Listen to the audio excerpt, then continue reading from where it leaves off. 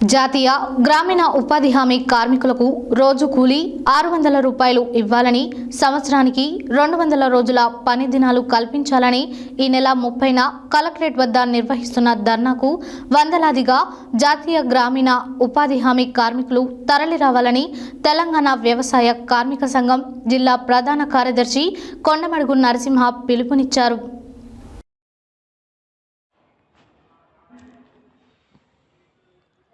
తెలంగాణ వ్యవసాయ కార్మిక సంఘం చౌటుప్పల్ మండల కమిటీ ఆధ్వర్యంలో సోమవారం మండల పరిధిలోని మందొల్లగూడెం, ధర్మోజిగూడెం గ్రామాలలోని ఉపాధి హామీ పని ప్రదేశాలను సందర్శించి వారి సమస్యలను తెలుసుకున్న అనంతరం నరసింహ పాల్గొని మాట్లాడుతూ, గ్రామీణ ఉపాధి హామీ పథకంలో పనిచేస్తున్న కార్మికులకు వారం డబ్బులు చెల్లించకపోతే తమ కుటుంబాలను ఏ విధంగా పోషించుకుంటారని ప్రశ్నించారు. పేరుకు ప్రభుత్వం రోజు కూలీ 307 రూపాయలు నిర్ణయించిన 150 నుండి 230 రూపాయలు దాటడం లేదని ఆవేదన వెలుబుచ్చారు. ఇప్పటికైనా కొలతలతో సంబంధం లేకుండా నిర్ణయించిన రేటు కాకుండా రోజు కూలీ 600 రూపాయలు ఇవ్వాలని డిమాండ్ చేశారు.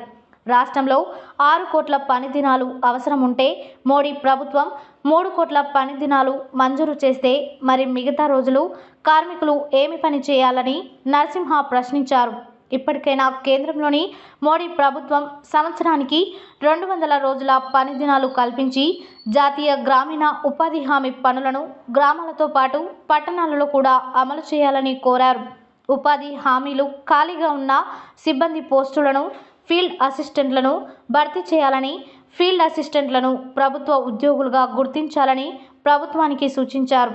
తెలంగాణ వ్యవసాయ కార్మిక సంఘం రాష్ట్ర కమిటీ సభ్యులు గంగాదేవి సైదులు మాట్లాడుతూ, పని ప్రదేశంలో తాగడానికి నీళ్లు, నీడ కోసం టెంట్, పని ప్రదేశంలో గాయపడితే చికిత్స అందించడానికి మెడికల్ కిట్టు తక్షణమే ఏర్పాటు చేయాలని అన్నారు. దరఖాస్తు చేసుకున్న ప్రతి వారికి పని కల్పించాలని, నూతన జాబులు కార్డులు ఇవ్వాలని డిమాండ్ చేశారు. ప్రమాదంలో గాయపడితే రోజు కూలీ కట్టి ఇవ్వాలని, చనిపోతే 10 లక్షల ఎక్స్గ్రేషియా ఇవ్వాలని, వాచర్స్ను మెట్లను గుర్తించి అర్హత కలిగిన వారందరికీ ఫీల్డ్ అసిస్టెంట్లుగా ప్రమోషన్ ఇవ్వాలని, వీటి సాధన కోసం ఈ నెల 30న నిర్వహిస్తున్న కలెక్టరేట్ ధర్నాలో కార్మికులు పెద్ద ఎత్తున పాల్గొనాలని కోరారు.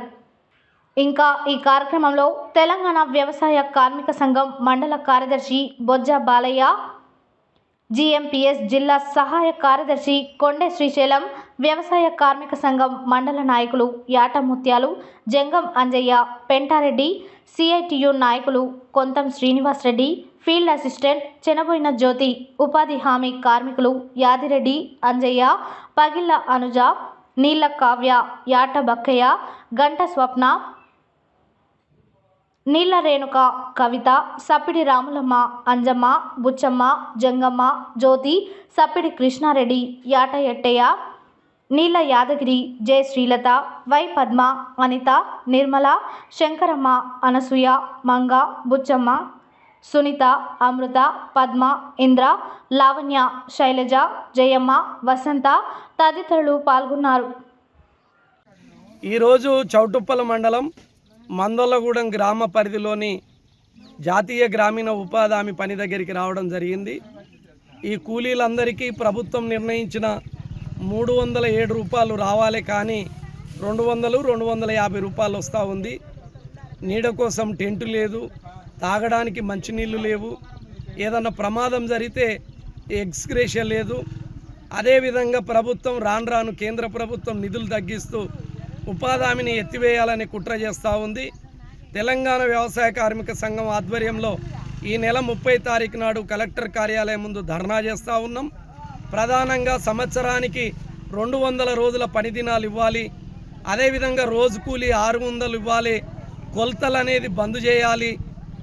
అదేవిధంగా ప్రభుత్వం ఏదైతే పని ప్రదేశంలో ప్రమాదం జరిగితే 10 లక్షల ఎక్స్గ్రేష్ ఇవ్వాలి, మెడికల్ కిట్ ఏర్పాటు చేయాలి, తాగడానికి నీళ్ళు ఏర్పాటు చేయాలి. ఇలా జాబ్ కార్డు, కొత్త జాబ్ కార్డు ఇచ్చే పరిస్థితి లేదు కాబట్టి దరఖాస్తు చేసుకున్న వాళ్ళందరికీ జాబ్ కార్డు ఇవ్వాలి. భార్య భర్తలందరికీ పార, తట్ట, గడ్డపార, పనిముట్లు ఇవ్వాలనేది ప్రధానంగా 30 తారీఖు నాడు నిర్వహిస్తున్న ధర్నా సందర్భంగా ఈ ప్రభుత్వాన్ని డిమాండ్ చేస్తూ ఉన్నాం. అదేవిధంగా ఈ యాదాద్రి భువనగిరి జిల్లాలో 70% ఫీల్డ్ అసిస్టెంట్లు ఉన్నారు, 30% ఫీల్డ్ అసిస్టెంట్లు లేరు. వాళ్ళకి నెల నెల ఏదైతే ప్రభుత్వం రావాల్సిన జీతాలు కూడా వచ్చే పరిస్థితి లేదు, కనీస వేతనం కూడా వచ్చే పరిస్థితి లేదు.